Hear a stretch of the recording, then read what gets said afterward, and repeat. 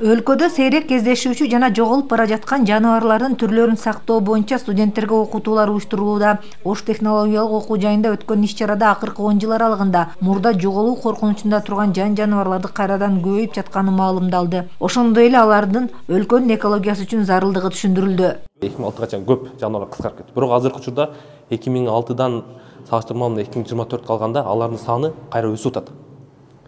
Кызыл китепте бирок саны ошондой калып атат, бирок биздеги жана саны кыскарып кеткен жаныбарлар саны азыр көбөйүп калды. Ага мисалы айын айтсак болот, күрөң айы. Күрөң айы саны кескин кыскарып кеткен болчу. Аны кызыл китепке киргизип, атайын коруктарды, падышата, каратал жапырык ушул сыяктуу коруктарды түзүп, аны коргоо киргизди, ал саны көбөйүп кетти. Биз студенттердин аң сезимин өзгөртүүгө багытталганбыз да. Бул ошонун негизинде биз билим берип атканда, бул билимди ошо жаратылыш менен кошо гармонияны үйрөтүү менен билим беребиз да. Кала берсе мына бул каш кулак.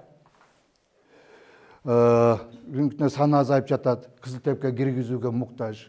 Уларды кызыл тепке киргизүүгө муктаж. Биология илимдеринин кандидаты Абдыманап Абдыкаров кызыл китепке киргизе турган дагы ондогон жаныбарлар, канаттуулар бар деп эсептейт. Анткени соңку жылдары алар жоголуп баратат. Айтымында сейрек кездешүүчү жапайы жаныбарларды коргоо менен экосистеманы сактап калууга болот. Каскакчылдар деп туруп куркумурска менен тамактангандар, анан фитофактор деп коебуз, өсүмдүктөр менен тамактангандар, анан жырткычтар деп бөлүп алабыз. Ушул бардык жаныбарлар бири-бири менен азык чынжыры аркылуу байланышкан да.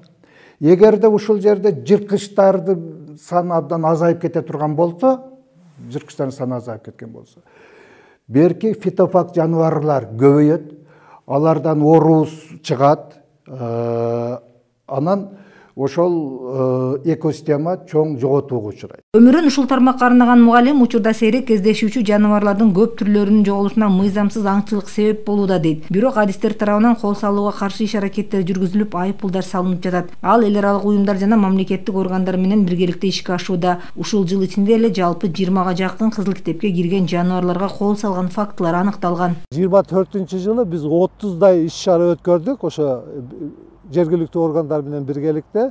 Ал жерде ошо жаратылышты коргоо боюнча, ошол мыйзамдарды бузуу боюнча аябагандай көп фактылар деле кармалды деп айтып кетсек болот. Алай районунда Таш жоору, Таш жоорунда 2 Таш жоорун атып алган жаран кармалып, ага ар бир Таш жоору үчүн 100 миңден 200 миң сом айыппул салынган.